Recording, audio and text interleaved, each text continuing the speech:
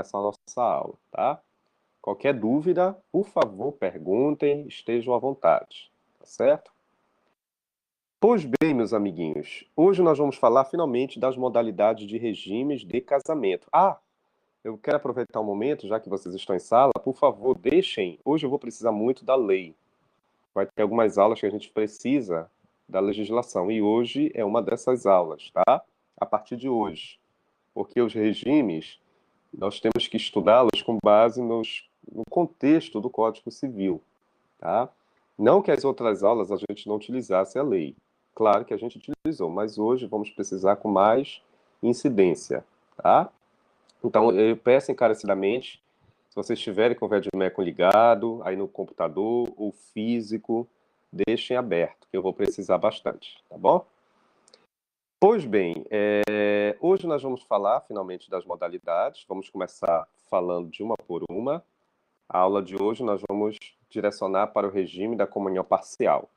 Pelo menos a gente divide, né, esse regime, se der para a gente finalizá-lo hoje, ótimo, senão a gente posterga para a próxima aula, tá? Porque também não adianta a gente correr, que são muitas informações, tá bom? Gente, a primeira coisa que eu já digo para vocês é que esse regime, né, ele é o regime da regra geral, tá? Ele é o regime que leva em consideração, diante de uma omissão dos contratantes, né, dos cônjuges, por exemplo, ou até mesmo dos companheiros, esse regime, caso as partes não cheguem a um acordo, você deve iniciar pelo regime da comunhão parcial, que, como já havia falado, é o regime que vai inaugurar, é a regra principal, é a regra geral, tá? Diante de uma eventual omissão das partes acerca da eleição, da escolha daquele regime pela qual eles pretendem iniciar o seu casamento, a sua união estável, então esse regime ele vai preencher a lacuna, né? O regime da comunhão parcial ele vai responder, caso as partes não cheguem a um acordo prévio, aí você inicia com o regime da comunhão parcial. Ou, de repente, eu até coloquei aqui, né, no teu material, se o pacto antinupcial também tivesse surtido alguma irregularidade, tivesse sido direcionado para algum contexto equivocado, também a gente tem uma opção do regime propriamente dito da comunhão parcial para responder a essas eventuais irregularidades que o pacto, de repente, poderá apresentar, né? Principalmente, como eu discuti com vocês, aquelas eventuais cláusulas que podem, de repente, estar equivocadas, né? Então, se o pacto como um todo, de repente, também vier a sofrer alguma irregularidade, vier a ser revogado, aí a gente toma como parâmetro o regime da comunhão parcial como regime, né, principal a ser direcionado, a ser subsidiado, tá? Então, este determinado regime ele é aplicado como regra. Muitas das vezes o casal ele não sabe exatamente nem o que é o pacto antinupcial, né? Você realmente nunca fez, nunca elaborou previamente. Então, significa dizer que você já está sob a influência do regime da regra geral, que é o regime da comunhão parcial, tá? Diante de uma omissão de um pacto, caso de repente esse pacto não venha a ser formalizado de imediato, você pode eleger esse regime. Lembrando que o regime da comunhão parcial não exige a presença do pacto, existe uma faculdade, tá? É muito facultativa para as partes querer ou não elaborar o seu pacto, tá? Com base justamente no regime da comunhão parcial, que não exige, né? É uma possibilidade do casal querer elaborar seu pacto com base no regime da comunhão parcial, tá certo? Olha, aqui no material de vocês eu também coloquei a informação que já sabemos que para a união estável é o regime primordial, né? Que é o cartão postal de visita da união estável, com base na redação, como eu coloquei aqui, do artigo 1000, né? 725, que estudamos lá no capítulo 4, o regime da comunhão parcial, e estudamos também o estudo da união estável, tá? Você sabe que para a união estável não precisa inaugurar com o contrato de formalização. Mas se os contraentes quiserem, em breve, né, elaborar o seu contrato, de repente eles podem eleger um regime diferente do da comunhão parcial, tá? Mas não esqueço, para a união estável, a regra geral é esse regime, certo? Bom, aqui eu queria já iniciar com vocês a redação clássica. O conceito deste regime, tá? Já que vocês estão já com a legislação aí, ele está prescrito na regra do artigo 1658 do Código Civil, tá? No regime da comunhão parcial propriamente dito, esse conceito já está previamente estabelecido na redação desse artigo, o 1658, que eu queria até aproveitar o momento e já começar hoje a discutir com vocês essas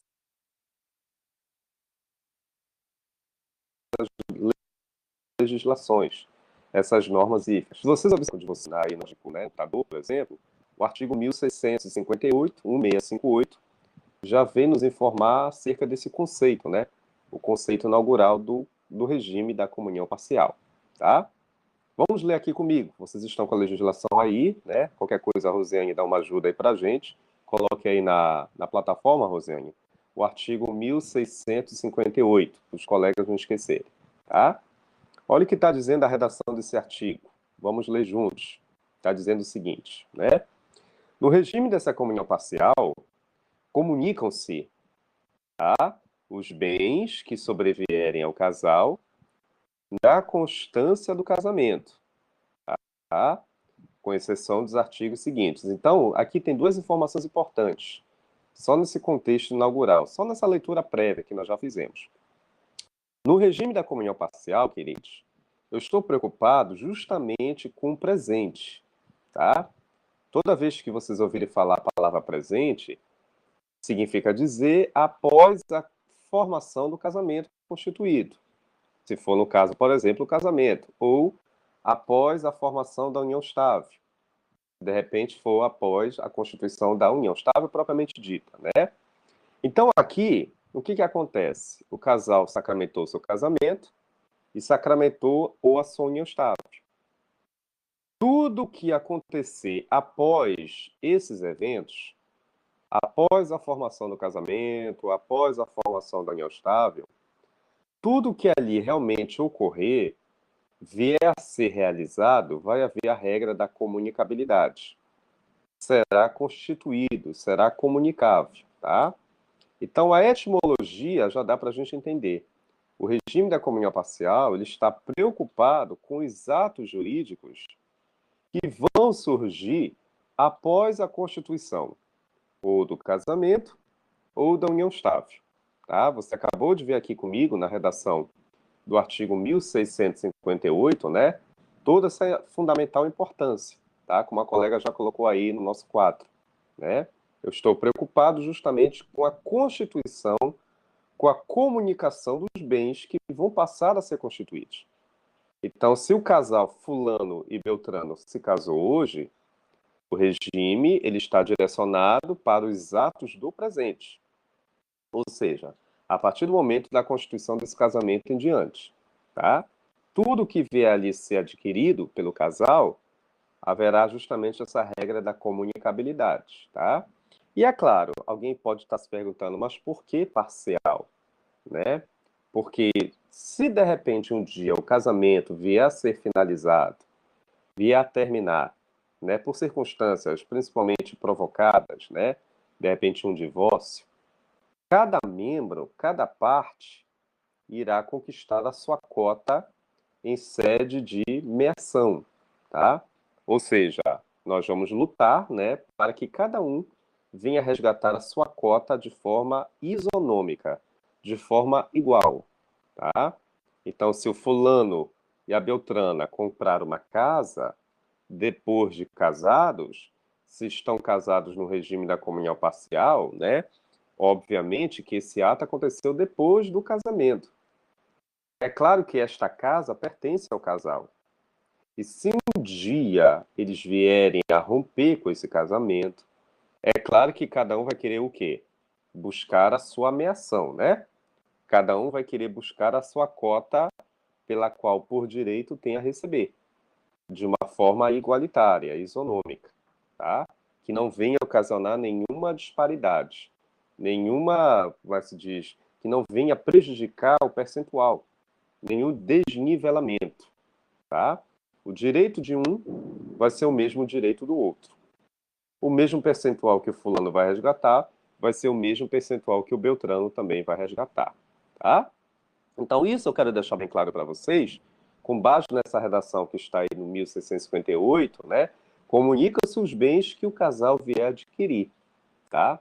Olha lá, na constância, durante, né, o estágio de casados. Percebam que a lei, ela está nos informando somente casamento, mas a gente também pode direcionar a regra para a união estável, não tem nenhum problema.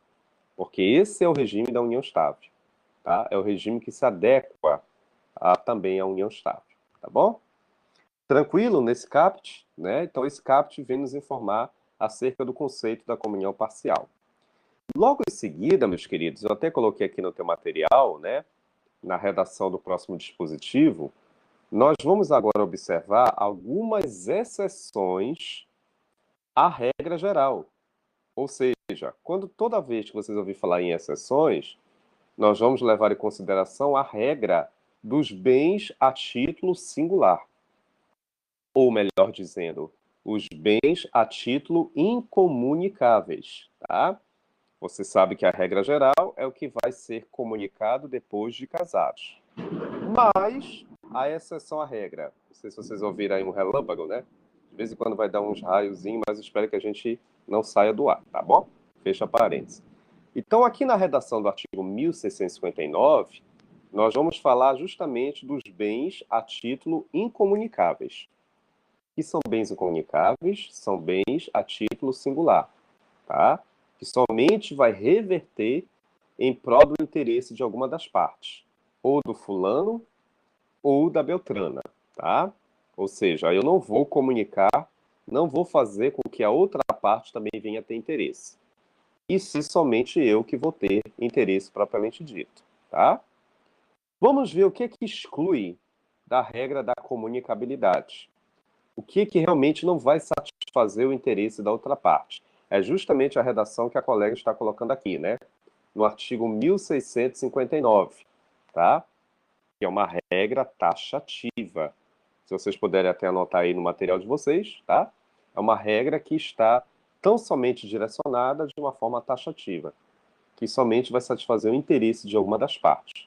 O 1659, tá? Bora ler aí comigo, já que a colega já colocou, vamos observar juntos. Exclui-se dessa comunhão, ou seja, podemos descartar a regra da comunicabilidade. Nós vamos somente conquistar a regra da incomunicabilidade, bens singulares, que só vai satisfazer apenas a uma parte tão somente, tá? Número 1, aí depois eu vou dar os exemplos de cada um desses incisos para vocês, tá bom? Número 1, nós temos aqui, professor, os bens, né, que cada cônjuge possui ao casar, de acordo com como está aí na nossa plataforma, né? Os bens que cada cônjuge possuir. Percebe que eu estou usando no singular, né? A legislação está informando que, por exemplo, a Maria já apresenta o seu bem e o João também já apresenta o seu bem. Detalhe, possui ao casar, tá? E aqueles bens que porventura lhe sobrevierem na constância do casamento. Ou seja, mesmo depois de casados, mas pode ser que eu tenha sido agraciado, contemplado por algum bem, a título incomunicável, a título singular. E como é que eu fui agraciado por esse bem? Como é que eu fui contemplado por esse bem? Tá aí as situações, né? Por doação ou por sucessão, tá? E ainda tem os chamados subrogados em seu lugar. Vamos para a leitura aí. Eu não me lembro se os senhores, mas eu acho que sim. Você já deve ter estudado a regra da subrogação, né? Eu não sei se vocês se recordam, mas o que é subrogar algo, queridos? É você possibilitar uma substituição, né? De um determinado acervo por outro determinado acervo. Normalmente você pode até subsidiar com relação à mesma matéria, com relação ao mesmo valor, tá? Normalmente. Por exemplo, eu tenho uma moto, né? Eu já conheci, vamos imaginar, vou pegar a Esther como exemplo aqui. Antes de conhecer a Esther, eu já tinha, né, uma moto, eu já havia adquirido, e aí eu fiz uma subrogação. Ou seja, eu substituí essa minha moto, eu vendi essa minha moto e de repente comprei uma nova, né, um novo modelo. E isso aconteceu mesmo depois de casado com ela, mesmo estando já casado com ela, tá? Então, esta subrogação a título singular, indubitavelmente, exclui a regra da comunicabilidade, tá? Eu simplesmente substituí um bem por outro, muitas das vezes do mesmo modelo, muitas das vezes de um mesmo valor, se for o caso, do mesmo fabricante, tá? Da mesma matéria. Então, isso caracteriza a regra da incomunicabilidade. Pelo simples fato de eu já possuir um bem, eu já tinha um bem antes mesmo de conhecer Esther, antes mesmo de ter me casado com ela, e após o casamento, eu sacramentei esta subrogação do meu bem singular, tá? Eu quero deixar bem claro para vocês, não eu, né? Mas esse inciso primeiro aí, que você acabou de ler comigo, nós estamos analisando bens conquistados, adquiridos, a título singular, tá? Ah, professor, mas não está dizendo isso aqui no inciso. Mas pela observação você já dá para entender. Como assim observação? Volta lá novamente na leitura. Os bens que cada cônjuge, tá? A redação é muito clássica, simplória. Cada cônjuge, ou seja, a título singular. Se eu já tivera, antes de estar casado, se eu já havia conquistado acervos, tá? Então, antes de ir na condição de solteiro, na condição de noivo, eu já havia conquistado esses bens, já havia adquirido. Ou, de repente, eu fui até contemplado, mesmo depois de casado, ainda continua a título singular. A lei fala ali pra gente, né? Mesmo depois de casado, mas de repente, por exemplo, vamos imaginar a Raíssa, né? Ela nos contemplou uma determinada mercadoria por doação, mas de repente ela contemplou somente a Esther, ela doou aquela mercadoria somente para a Esther a título singular, mesmo que a Esther já estivesse casada comigo, mas a doação da Raíssa foi a título singular. Ela somente elegeu a Esther como contemplada, como donatária, e não o Ari, tá? Logo, este bem contemplado por Esther é um bem a título incomunicável, tá? Porque a vontade da doadora, que é a Esther, aliás, que é a Raíssa, perdão, a vontade da doadora foi somente ter contemplado a cônjuge fulana de tal, em detrimento da outra parte. Então, tu percebes que essa redação é muito simples, tá? Isso vai ser refletido onde, professor? Em sede de divórcio, né? Um dia, quando acontecer o divórcio, é óbvio que cada cônjuge, né, vai querer resgatar para si aqueles bens que já haviam sido conquistados a título incomunicável. Esses bens, meus queridos, eles não vão ser refletidos em sede de partilha. Eles não vão entrar na regra da partilha, né, para que contemple a outra parte. Eles vão ser excluídos. Você acabou de verificar comigo aí o caput da redação, né? Exclui-se. Tá? Então, nós não vamos levar essa discussão bens singulares para que venham a ser discutidos, analisados em sede de partilha. Foge esta regra, tá? É isso que eu quero que os senhores não esqueçam, porque nós estamos já nessa exceção à regra, tá? Então, por favor, o inciso primeiro, ele é muito simplório, né? Simples de entender, desde que você comprove que você já havia adquirido aqueles bens a título singular, tá? Que de repente você também foi contemplado mesmo depois de casado. Ele foi contemplado por doação, foi contemplado por herança, só que somente foi para mim. Não satisfez o interesse da outra parte, tá? Então, se você puder ratificar isso, foge à regra da comunicabilidade, tá? Principalmente os chamados bens subrogados. Já sabe que é subrogação. Você vai substituir um bem por outro. Você vai, muitas das vezes, até vender aquele bem para adquirir um outro. Muitas das vezes do mesmo valor, do mesmo fabricante, da mesma matéria, tá? Ah, professor, mas mesmo eu estando casado, eu posso subrogar? Se você puder provar que você já havia conquistado aquele bem na condição de solteiro, a título singular, não vejo nenhum problema. Você pode subrogar mesmo depois de casado. Aquele bem conquistado a título singular, tá? É perfeitamente possível para que não haja nenhuma discussão contrária, né? Que não venha nenhum problema que venha diferenciar, tá? Oi, Rosiane. Se durante o casamento, sim, eu posso muito bem estar casado, por exemplo, um exemplo, posso estar casado com você, mas você já havia, de repente, conquistado a título singular. Vamos imaginar, por exemplo, um bem aí, um acervo. Vamos imaginar um trator, uma moto, um carro. Esses acervos, e etc., né? São vários acervos. Você já havia conquistado. Então, você quer firmar um compromisso de subrogação com a Raíssa, tá? Que é uma amiga sua. Você quer firmar um contrato. Mesmo que você esteja já casada comigo, este ato aconteceu mesmo depois de casado, né? Do casamento já firmado, mas você vai ter como provar, se um dia a gente se divorciar, né? Que você já havia subrogado um bem, mas a origem desse bem que você subrogou, você já havia conquistado antes de estar casada comigo. Você subrogou um bem a título singular, tá? Você já tinha comprado uma moto e você subrogou por uma outra moto. Só que esta nova moto que você subrogou, o fato gerador aconteceu já você estando casada comigo, já na sua condição de casada, né? Só que se um dia a gente se divorciar, você vai chegar lá com o juiz, olha, excelência, realmente ocorreu um contrato de subrogação, só que o bem que eu subroguei era um bem singular, tá?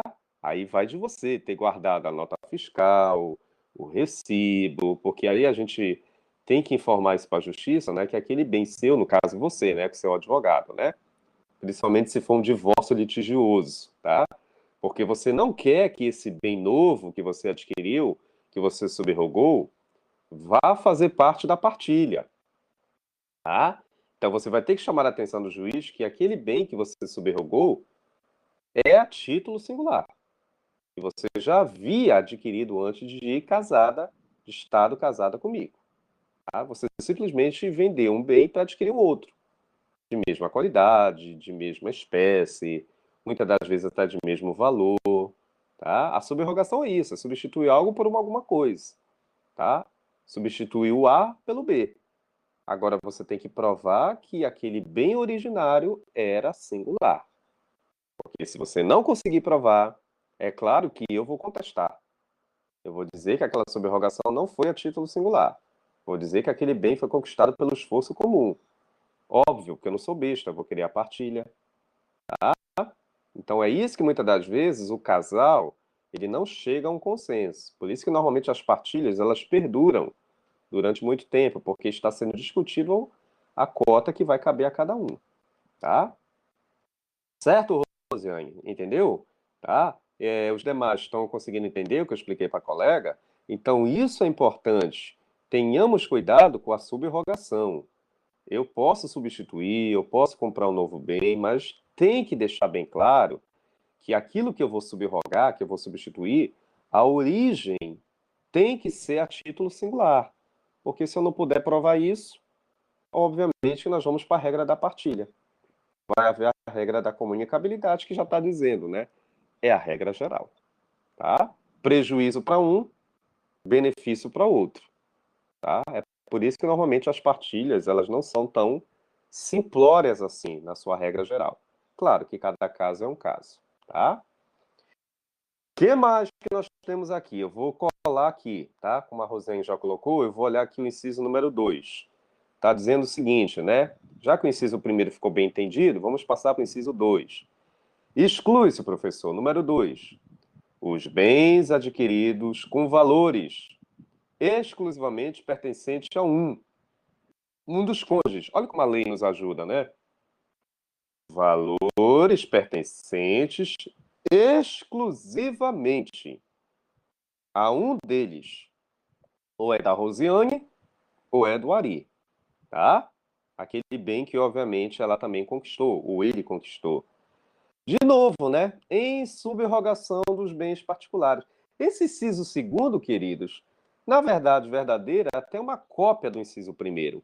A diferença é que esse inciso segundo, ele está nos dando uma ênfase na situação seguinte. Quando a Rosiane, por exemplo, adquiriu um bem no passado, na condição de solteira, vendeu esse bem, ela de repente pode já ter vendido vendido ainda na condição de solteira ou já na condição de casada. Ela está agora com um valor em mãos. Que valor é esse, professor? O valor da venda daquele bem que ela já havia vendido, né, no passado, que ela conquistou, mas ela vendeu. Esse valor que hoje ela está em mãos, sabe o que ela vai fazer? Já que realmente é a título singular, ela vai comprar um outro bem. Ela vai adquirir um outro bem. Detalhe, a lei acabou de te dizer aí, a título singular. Bem exclusivamente. Que pertenceu, obviamente, a uma das partes, tá? Então, este inciso segundo, ele acaba até se tornando até repetitivo, considerando o inciso primeiro.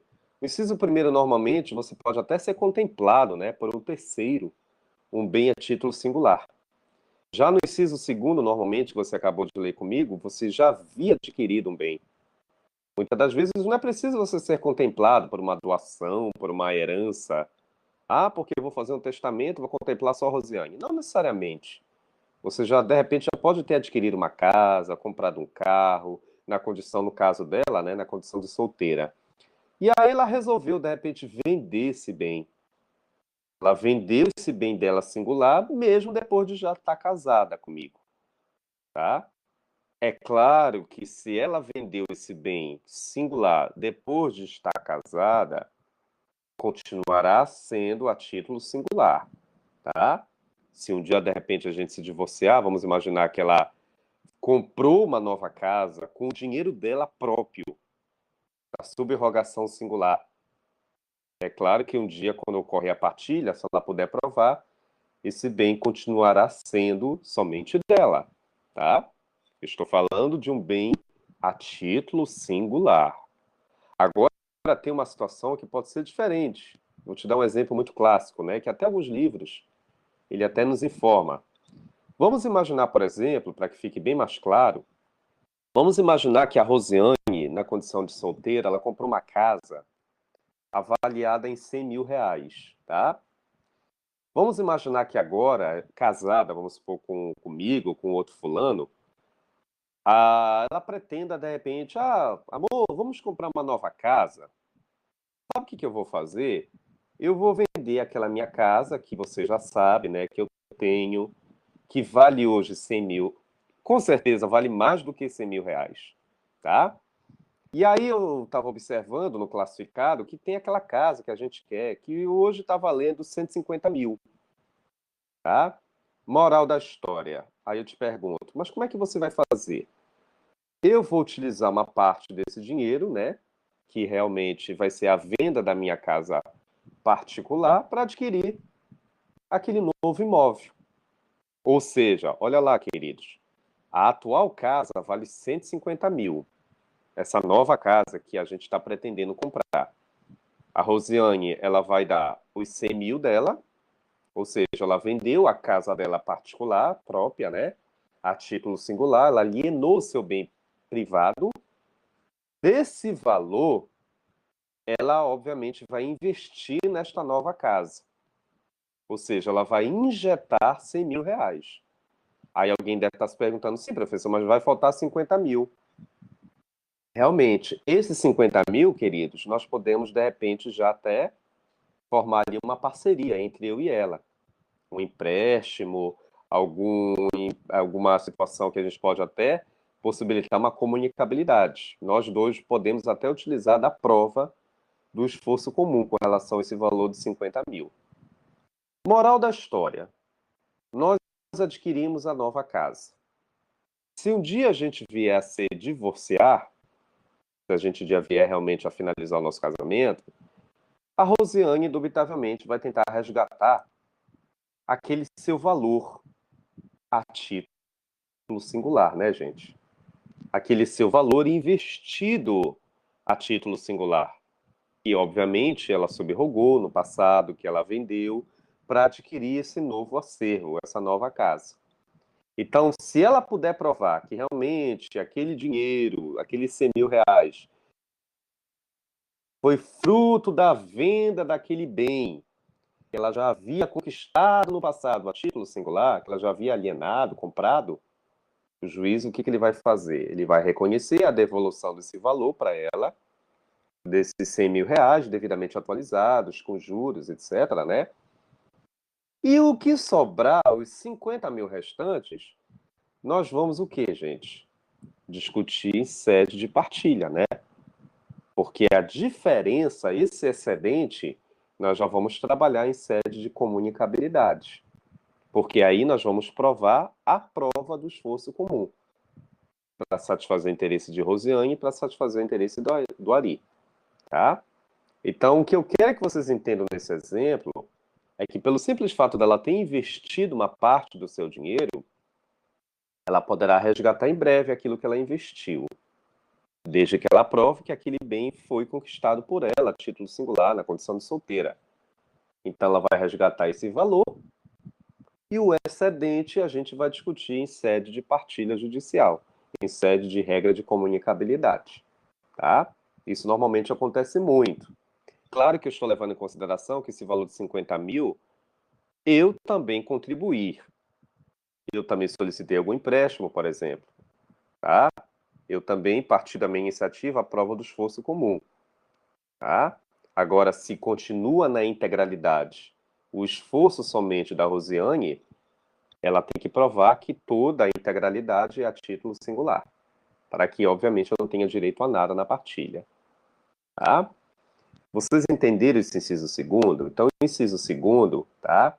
Que eu estou explicando para vocês, é muita briga no dia a dia, gente. Normalmente é barraco mesmo, perante uma audiência, para quem já prestou atenção, para quem já fez estágio, para quem já. Porque o casal, normalmente, ele tem que provar que eu já tinha algum bem conquistado a título singular, que eu subroguei, que eu vendi, e daquele dinheiro eu investi na aquisição de um novo bem. Já depois de casado, eu dei uma parte do meu dinheiro para adquirir um novo bem, que muitas das vezes até de maior valor, tá? E o que que você quer se um dia ocorrer o divórcio? Eu vou te indenizar, né? A Rosane pode muito bem olhar para mim, olha, eu vou te indenizar. Em primeiro lugar, eu vou tentar resgatar aquilo que eu investi, aquilo que era o meu dinheiro, conquistado a título singular. Porque tu te lembras, Ari, que eu tinha um apartamento antes de te conhecer, uma casa, eu vendi, e desse dinheiro eu investi na aquisição desse novo bem. Então, por lei, eu tenho que resgatar esse acervo. Não digo mais o acervo, né? Mas eu tenho que resgatar esse valor corrigido. Agora, o que nós vamos trabalhar é o excedente, tá? A comunicabilidade vai ser incindida naquele valor superior. Então, se o bem hoje é avaliado em 150 mil, na época eu investi 100 mil, do meu dinheiro a título singular, eu vou ter que resgatar de volta o meu valor que eu investi, e esses 50 mil a gente pode discutir em sede de partilha, porque aí também, né, eu vou ter que provar, gente, que eu também tenho que ter obtido algum investimento, tenho que ter realizado alguma prova do esforço comum aí nesse valor de 50 mil. O meu advogado tem que estar me direcionando. Olha, o doutor Ari realmente obteve um empréstimo de um valor da metade, dos 25 mil, a outra metade ainda foi a senhora Rosiane, e aí a gente vai discutir a partilha nesse valor excedente. Essa diferença, melhor dizendo, tá? Então, essa diferença é o que nós vamos discutir em sede de partilha, tá? Tudo bem. Por isso que eu sempre brinco, entre aspas, com meus clientes, claro que não é a palavra essa certa, né? É importante guardar recibos, notas fiscais, tudo que for de prova documental, porque a gente vai chegar um momento que nós vamos precisar ratificar isso perante a justiça, para que isso venha a ser refletido na partilha, tá? A hora é essa. Você inicia o casamento, você inicia a união estável, mas você guarde os meios probatórios, porque pode ser que lá na frente eles venham a ser solicitados, né?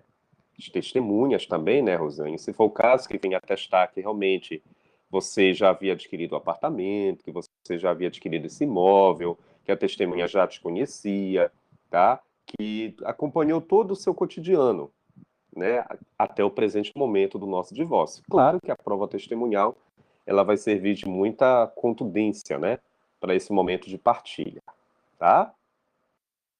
Tranquilos e tranquilas, beleza? Vamos agora ao novo inciso. Para quem chegou depois, eu estou lendo 1659, tá? Eu estou explicando com tranquilidade, gente, porque a gente não pode também correr. Porque cada inciso desse tem uma situação específica que vocês precisam entender, tá? O inciso terceiro está dizendo o seguinte: as obrigações anteriores ao casamento. Cuidado, eu vou te dar um exemplo clássico de obrigações. Pensões alimentícias. Vamos imaginar, por exemplo, que antes de me casar com a Rosiane, eu era casado com a Raíssa. Me divorciei já dela. Mas nós tivemos um filho, tá? O Alexandre foi o nosso filho, tá? De menor, ainda continua na condição de menor. Mesmo que eu tenha adquirido um novo casamento agora com Rosiane, mas permanece, me parece, né, que permanece a minha condição de responsável legal pela pensão alimentícia daquele menor, tá? Vou alimentando, né? Então, o meu compromisso é justamente esse, de dar continuidade ao pagamento da pensão alimentícia, mesmo que eu já tenha firmado um novo casamento. Normalmente, alguns alunos me perguntam: o senhor vai casar de novo? Aquela pensão anterior de alimentos do primeiro casamento vai ser cessada? Pelo contrário, nós estamos de acordo com o princípio da dignidade, com o princípio do melhor interesse da criança e do adolescente, com o princípio da solidariedade, né? Que a gente não pode deixar de não honrar com os compromissos dos menores, tá? Da prole. Então, não é porque eu vou firmar um novo casamento, seja lá com quem for, que eu vou deixar de honrar com as minhas obrigações pretéritas, de atos matrimoniais que eu já havia firmado no passado. Permanece, é linear, tá? Então você acabou de ler comigo aí no inciso terceiro, obrigações anteriores. Permanece, professor? Claro. Se eu já havia firmado compromisso com aquele meu filho, ocorreu uma decisão transitada no julgado. Na época que eu era casado com a Raíssa, na verdade foi ela que me jogou na justiça, né? Com pedido de divórcio acumulado com pensão de alimentos. O juiz deferiu esse primeiro pedido, o divórcio, e posteriormente deferiu o pedido de pensão alimentícia. E aí, me casei de novo, mas a minha obrigação continua. Eu não vou fechar esse compromisso. Pode ser tantos casamentos futuros, professor, que o senhor venha afirmar, mas a obrigação de alimentos, enquanto aquele menor necessitar, obviamente que isso vai transcorrer no decorrer do tempo, tá? Nós não vamos cessar. Não é o motivo de construir uma nova união estável, um novo casamento, que vai fechar com esse compromisso da obrigação de alimentos. Pelo contrário, tá? Eu acho que isso daí nem precisa explicar para vocês, porque é o óbvio do óbvio, né? Nós estamos levando em consideração o princípio do melhor interesse da criança, que eu já havia mencionado anteriormente, tá? A obrigação de alimentos, certo? O que mais, professor, que nós temos aqui? Nós temos o inciso número 4, que eu estou olhando aqui no aparelho. Está dizendo o seguinte, o inciso número 4, né?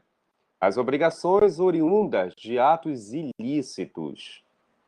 Aproveita e grifa aí no teu computador com alguma caneta, né? Atos ilícitos. A não ser, salvo, reversão em proveito do casal. Esse inciso 4 é bacana. Olha, aqui é o seguinte, gente. De novo, nós vamos retratar a questão obrigacional.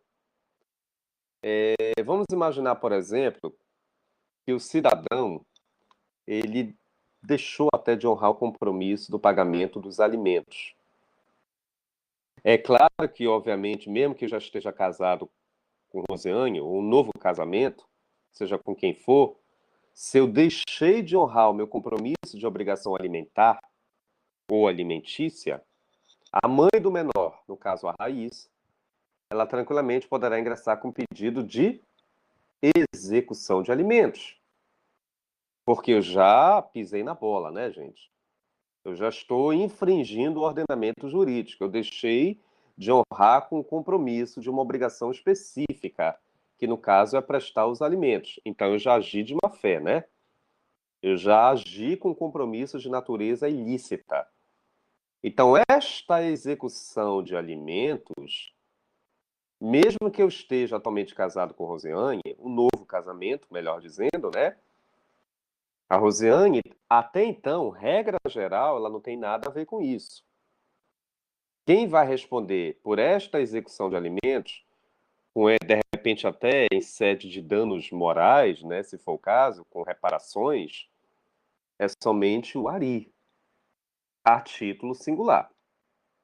Agora, você acabou de ver aí na redação final. A não ser, salvo se a Rosiane também tiver contribuído para alguma eventual irregularidade. Isso acontece muito naquelas situações, por exemplo, quando você prejudica até o meio ambiente, né? O casal está prejudicando as circunstâncias da sua convivência, o direito de vizinhança, né? Alguém já ingressou contra você com alguma ação de reparação de perdas e danos. Agora, se o outro cônjuge também tiver obtido algum proveito, se tiver também contribuído para ocasionar alguma poluição naquele recinto, né? Algum prejuízo para o meio ambiente, é claro que aí deixa de ser incomunicável. Aí a sociedade conjugal, o casal vai ter que ser responsabilidade como um todo. A ação, ao invés de ser somente contra o Ari, deverá ser contra a sociedade como um todo, contra o casal, tá? É claro que esse ônus da prova, né, quem vai ter que alegar é justamente quem está pleiteando. Você vai ter que levar em consideração se realmente o casal agiu de conluio, né, em parceria para ocasionar aquele prejuízo ou não. Simplesmente foi a título singular. Somente o Ari foi o responsável. Deixou de pagar os alimentos, prejudicou o meio ambiente, de repente o Ari ocasionou também um prejuízo material, uma violência no trânsito, atropelou uma pessoa, somente ele estava dirigindo, mesmo estando casado, ele estava alcoolizado, etc. E aí alguém ingressou com uma ação na justiça por perdas e danos não contra o casal, mas somente contra aquele autor do fato que fui eu, tá? Agora, seria contra o casal se de repente também a Rosiane tivesse sido responsabilizada juntamente comigo, né? A coautora da situação, né? Aquela que instigou, que me deu de repente até a bebida, né? Que ocasionou, que estava de repente, né, na mesma circunstância e que ocasionou aquele dolo em parceria comigo. Aí é claro que ambos deverão ser responsabilizados, porque passa a ser a sociedade, né, querido? A sociedade conjugal deverá responder. Então, esse inciso número 4 é muito interessante. A priori, quem responde é só um dos cônjuges. O outro poderá, desde que ele também tenha contribuído. Quando ele fala obter proveito, de uma certa forma também participei do evento, né? Eu também fui o coautor da situação, né? Então isso caberá ao pleiteante da exordial, né? Da ação. Chegar com o juiz, olha, não foi só o senhor Ari, né, que estava naquele acidente, que contribuiu para o ato ilícito, né? Mas foi o casal. A mulher também instigou, coautora, dava a garrafa de cerveja para ele, né, alguma bebida alcoólica, induzindo. Você sabe que isso é crime, né? A pessoa nem precisa você estar manipulando o volante, mas simplesmente instigando a pessoa, isso também passa a ser uma coautoria, né, queridos? Passa a ser um crime também, tá? É isso que está informando o inciso número 4 para a gente. Quando o casal pode ter participação, a outra parte também pode ter obtido alguma parcela de culpa, alguma parcela de contribuição nesse cenário. Também poderá vir a ser responsabilizado ou responsabilizada por isso, tá? Mediante isso, eu queria ler também com vocês, além desse inciso 4, o inciso número 5. Olha o que está dizendo o inciso número 5. Está dizendo o seguinte: é incomunicável, né? Os bens de. Ah, isso é simples, né, gente? Grife aí no material de vocês. De uso pessoal, livros, instrumentos de profissão. Professor, você pode dar exemplo de uso pessoal? Vestuário, né? Eu acho que é um exemplo clássico. Bens de uso pessoal. Normalmente, alguns instrumentos de coleção, né?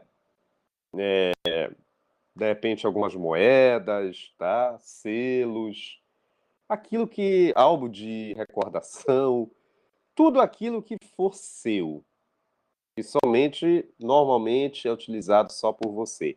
Regra geral, paira muito mais para vestuários, tá? Aí logo em seguida, os livros, né? E instrumentos de profissão. Eu chamo a atenção aí para os instrumentos de profissão, que a OAB e os concursos públicos gostam muito de debater, tá, gente? Principalmente o ramo da saúde. Você imagina, por exemplo, aquele casal de médicos, de enfermeiros, de dentistas, qualquer pessoa da saúde, né? Profissional, melhor dizendo.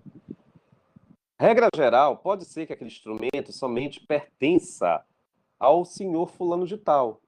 Somente ele utilize. Mas, se a outra parte chegar com o magistrado, isso já em sede de divórcio, né? Chegar com o magistrado, não, mas só que nós dois nos subsidiávamos do uso desse instrumento de profissão. Na nossa clínica, esses instrumentos estavam à disposição tanto do meu esposo, da minha esposa, a médica, como eu também. Nós somos médicos. Ambos, nós dois, utilizávamos desses instrumentos. Se realmente eu puder atestar, comprovar, aí vai aquela tua pergunta, Rosane, prova testemunhal. Aí, mais do que nunca, seria até pertinente que juntasse testemunhas, né? Que viesse confirmar realmente o casal, durante o estágio de casado, eles tinham uma clínica, tal, e ali eles estavam sempre utilizando dos instrumentos, né? Eles estavam compactuando. Óbvio, né, meus queridos, que isso vai refletir na partilha. Normalmente você procede até uma venda desses acervos, ou de repente chegue a um acordo para que continue a ser utilizado esses instrumentos mesmo após o rompimento da relação conjugal, tá? Isso é perfeitamente possível. A outra parte também pode obter o proveito, não somente aquela outra parte. Ah, porque eu adquiri esses instrumentos. Sim, você pode ter adquirido, mas você também permitiu que esses instrumentos viessem a ser o quê? Usados, subsidiados perante o seu outro cônjuge, né? Ele também obteve algum proveito, tá? Ah, mas porque eu comprei aquela seringa, aqueles estetoscópios para lá, parará, pererê. Sim, você pode ter adquirido, mas você permitiu que o seu esposo, a sua esposa, seja lá quem for, se subsidiasse do uso desses instrumentos durante o cotidiano da sua convivência laboral, do seu estágio de trabalho. E isso, obviamente, é a título comunicável, tá? E aí vem as provas contundentes que vinham confirmar isso, principalmente a testemunha, tá? Ficou claro essa redação final? Então, a priori, os instrumentos de profissão, regra geral, são até título singular, mas cuidado se a outra parte também não vem subsidiar cotidianamente. Tá? A doutrina, a jurisprudência reconhecem atos de uso desses instrumentos de profissão não é de uma forma esporádica, não, tá, gente? Se vocês tiverem e puderem anotar isso que eu estou falando para vocês, seria importante. Esses usos desses equipamentos, desses instrumentos, não é um ato meramente esporádico, corriqueiro, provisório. É um ato cotidiano. Professor, não está isso na lei. Sim, mas eu estou te dizendo agora. A doutrina e a jurisprudência já pacificaram o entendimento, né? Então você vai ter que provar, já que você quer a partilha, né? Você quer obter também a sua cota, chegue com o juiz e diga: não, eu cotidianamente usava esses instrumentos. A gente tinha uma clínica, a gente tinha um consultório, etc, etc. E não é só hoje, daqui a 3, 4 meses que eu vou usar. É cotidianamente, faz parte do meu cotidiano também. A gente trabalhou em parceria, trabalhamos em sociedade conjugal. Então, os direitos que o fulano tinha, eu também tinha. A gente compactuava, mesmo sabendo de antemão que ele ia adquirir no primeiro momento. Mas ele me permitiu que eu usasse. Tudo bem. Então não esqueçam disso, porque a OAB vai te dar uma rasteira. Ah, porque o Ari comprou os estetoscópios, a Rosiane utilizava, mesmo assim é só do Ari. Cuidado. Cuidado com isso. Depende. Eu posso ter adquirido, a priori, a título singular. Mas se eu permitir que a outra parte obtivesse, olha o verbo, obtivesse proveito no manuseio desses instrumentos cotidianamente,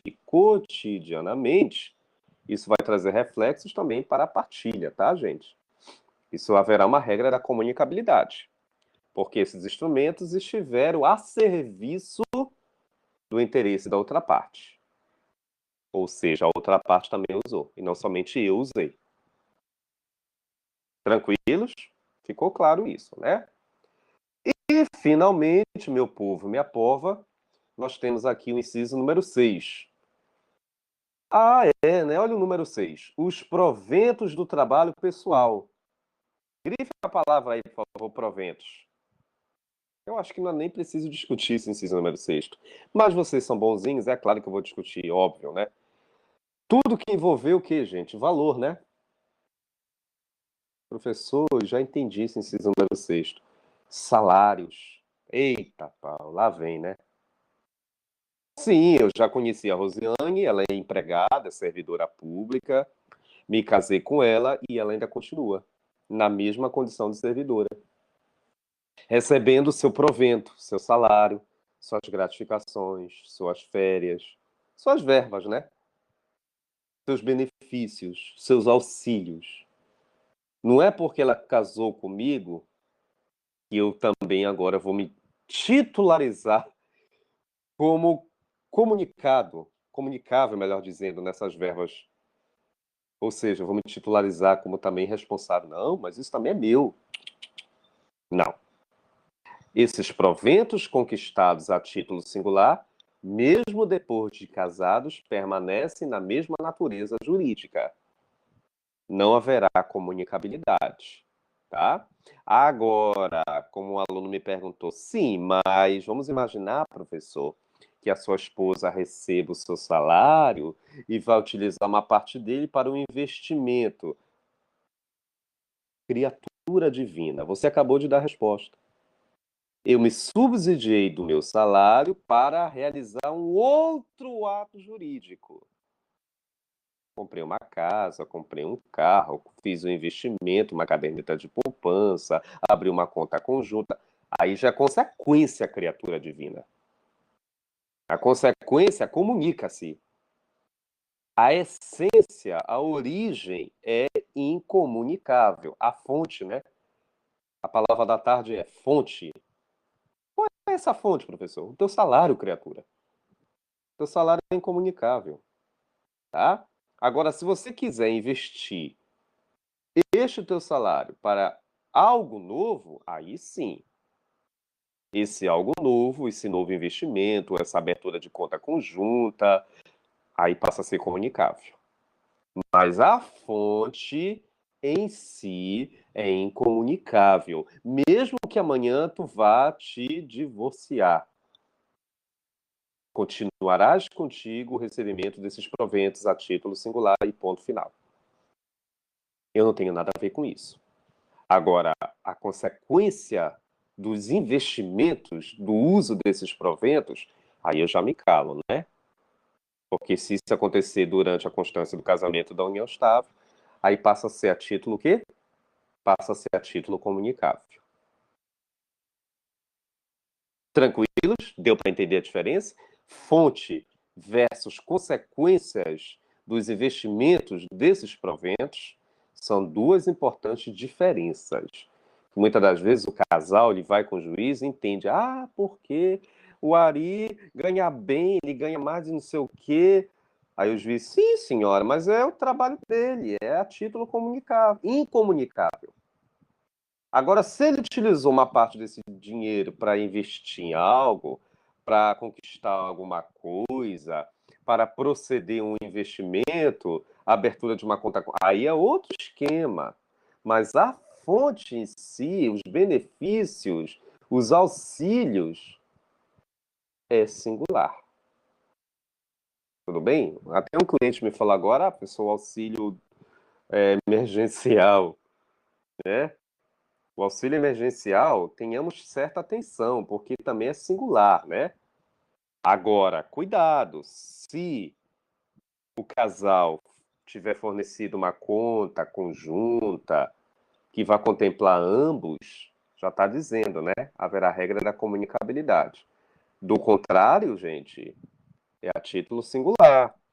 Inclusive, eu até antes do feriado, eu tive que resolver esse barraco com um cliente meu, porque ele estava se titularizando como dono desse auxílio emergencial. Eu expliquei para ele que não, que era só para o interesse da outra parte, da companheira, tá? Até porque o CPF, o trâmite foi singular.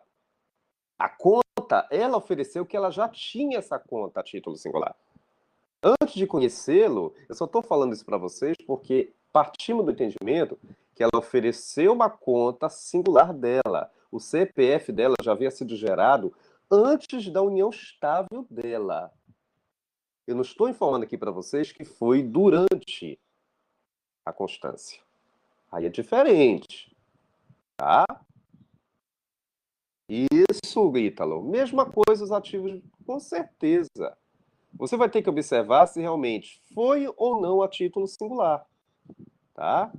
Os rendimentos, os investimentos. Por isso que é importante verificar os fatos geradores. Tá? Isso é muito sério, queridos, porque isso vai refletir lá na partilha. Tu vai chegar com a tua esposa, olha, excelência, os meus investimentos foram feitos numa época na condição ainda de solteiro, mas que até hoje estão sendo, né, estão tendo rendimentos, tá? Agora, você vai ter que chegar com o juiz e dizer que a sua conta é singular, foi constituída no passado.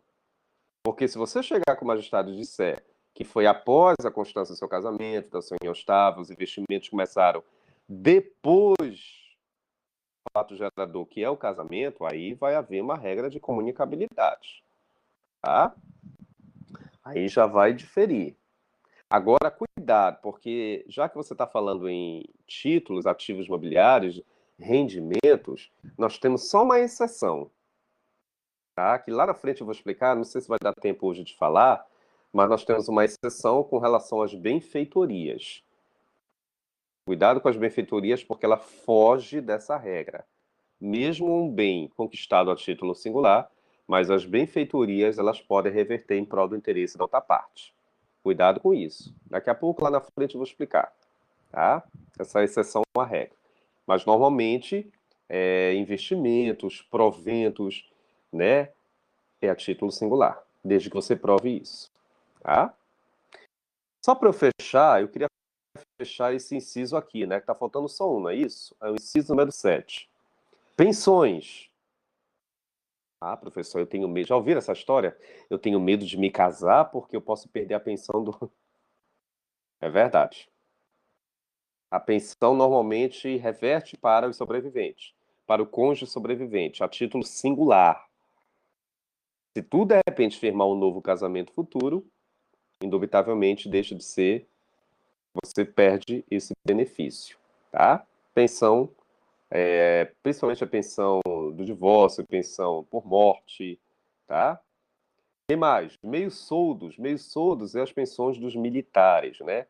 Principalmente o militar da reserva, que obviamente vai reverter para o seu outro cônjuge, para os seus eventuais outros filhos, tá? As chamadas pensões oriundas do órgão militar. Montepios é também a pensão daquele funcionário público do Estado, né? Que também tem mulher, que também tem filhos, ou vice-versa, tá? Que tem também o esposo, que tem também os filhos. Outras rendas semelhantes, né? Normalmente algum empréstimo, tá? Algum empréstimo que esteja a título singular, que eu já havia realizado, né? Alguma hipoteca, nesse sentido que conste somente a minha titularidade. Aí vem a pergunta do Ítalo, os investimentos, tá? Renda de CDB, renda de LCI, de ações. Se tudo estiver formalizado a título singular, você vai continuar resgatando a título singular. Se as pensões foram conquistadas a título singular, reverterá também a título singular, tá? Mesmo depois do meu divórcio, eu ainda resgato esses benefícios. Agora, vai ser convertido em pensão por morte, Já na regra da sucessão, você, pela obvialidade, né, pela logística, alguém vai falecer e vai deixar o outro esposo, né, como viúvo ou viúva. Resgata a título de pensão por morte. Aí vem aquele velho ditado popular: bom, eu não posso me casar no outro regime, porque se eu me casar, eu vou perder a. Perde, gente. Com certeza. Sabe por quê? Porque foi conquistado a título singular. Só que agora, dentro da regra da sucessão, tá? Você deixou a condição de viúvo e vai se casar de novo. Aquela pensão daquele falecido vai ter que finalizar, né, gente? Porque reverteu para você. Já que você vai firmar um novo casamento, não tem como mais dar continuidade ao pagamento daquela pensão. Por isso que normalmente as pessoas não se casam. Elas estão em união estável. Porque o casamento, interessante, é uma diferença para a união estável. O novo casamento automaticamente cessa o pagamento de uma pensão por morte, porque você vai firmar um novo compromisso, vai gerar uma nova certidão, tá? A minha vizinha aqui, próximo da minha residência, ela está nessa situação. Ela está em união estável há anos, claro, né, gente? A união estável não tem tempo. E ela recebe a pensão por morte do finado marido dela, tá? Aí eu brinquei uma vez com ela, faz de conta que eu não sabia, né? Aí eu falei, dona fulana, a senhora não pensa em casar com o seu Beltrano, não? Eu já sabendo da história. Como se eu faz de conta que eu não soubesse, né? Não, não, tá bom assim, união estável. É claro, né, gente? Porque se ela casar de novo com ele, ela perde a pensão no finado. Ela é da época do regime, principalmente a comunhão universal. Que esse regime logo eu vou estudar com vocês. Havendo uma regra como um todo da comunicabilidade. A parcial também não vai fugir, tá? Que os dois estão até em similitude nessa situação da pensão por morte, tá? Tudo bem? Tudo tranquilo, gente? Hoje, na nossa aula, eu discuti com vocês a regra da incomunicabilidade em sede de regime de comunhão parcial, tá? Na próxima aula, o que nós vamos estudar? A regra da comunicabilidade e os reflexos. E logo em seguida a gente já adentra no regime da comunhão universal. Porque hoje eu fiz questão de informar para os senhores o conceito geral do regime da comunhão parcial, que é o regime do presente, que se preocupa com todos aqueles efeitos que advierem após o casamento e após a união estável, tá? Porque eu estou preocupado, repito, com o estágio atual de casados ou conviventes, e eu já iniciei pela exceção à regra. Eu já iniciei pela regra da incomunicabilidade e as suas situações que acabamos de verificar em cada inciso desse. Não basta a gente somente ler por ler, porque tem professores aí, gente. Enfim, deixa para lá, mas que só lê. Tem que dar os exemplos, queridos, para você entender melhor. Cada uma desses incisos aí, você acabou de ver que são situações específicas do nosso cotidiano. E você tem que estar associado a isso. Não adianta somente chegar aqui, olha, lê. Não, aí essa educação seria muito falha para vocês, tá? Aí eu convido vocês. Quinta-feira é o meu dia, né? Eu espero que vocês tragam uma maçã para mim na próxima aula, tá? Que é o dia do professor. Eu espero que vocês preparem o meu presente na quinta-feira, tá? E na terça-feira eu vou terminar a comunhão parcial e logo em seguida eu já vou chegar na comunhão universal, tá? Aí na quinta-feira, na terça-feira que vem, que será dia 20, eu vou estar aqui nessa imagem falando para vocês já do término desse regime, já chegando na comunhão universal. E aí a gente dá continuidade no assunto. Beleza? Tudo tranquilo? Me fiz entender, queridos e queridas que estão aqui. Lembrando a Vossas Excelências que até 9h30 da noite hoje eu vou transformar aquela atividade, tá? Isso, Rosiane, eu já vou falar rapidinho da aula para vocês. Eu vou transformar daqui a pouco aquela atividade que o Alexandre até me chamou a atenção no bom sentido, e eu vou transformar para questionário, para vocês responderem lá no questionário, em forma de Word. Porque lá no questionário tem a aba que vocês podem digitar as respostas, tá? Foi até bom o Alexandre ter me falado isso, que eu já vou falar também para outra turma. Aí eu vou transformar essa atividade para questionário, tá? Até 9h30 da noite de hoje vocês já vão estar organizados lá na plataforma, tá bom? E respondendo à pergunta da Rosiane, eu acho que já depois do dia 20, Sem ser nessa semana que vai entrar, na outra, a gente já vai ter um encontro presencial, tá?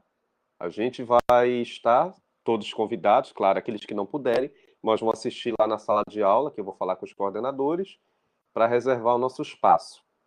E no máximo são 15 alunos, tá? Se de repente for 15 aqui da turma A, só fica a turma A.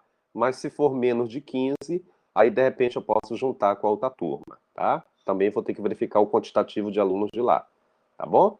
Mas respondendo a pergunta da Rosiane, depois do dia 20, tá? Viu, Alexandre? Depois do dia, Alexandre que está aí, já fique até ciente que eu vou mandar um e-mail para o Alexandre, para a turma, e aí eu comunico a coordenação, tá bom? Não é só um encontro, a gente vai fazer, se possível, de 15 em 15 dias, tá? Gente, eu gostaria de estar continuando aqui com vocês, mas quinta-feira é meu dia, quero minha maçã na outra semana, tá bom? Terça-feira espero vocês, façam a atividade, que é a primeira atividade do capítulo 4. Na outra semana a gente está aqui. Vamos fechar a comunhão parcial e já chegar na comunhão universal, na outra terça-feira, tá bom? Muito obrigado aos que estiveram presentes, Alexandre, Alexandrina, Esté, Ítalo, Raíssa, Rosiane e aqueles que estiveram também. E aí, terça-feira, eu aguardo os senhores nesse mesmo horário, nesse mesmo canal. Forte abraço. Domingo, não esqueça de postar a atividade de vocês, que mais tarde eu vou colocar no questionário. Um abraço, meus amiguinhos. Até terça, se Deus quiser. Fechado a nossa aula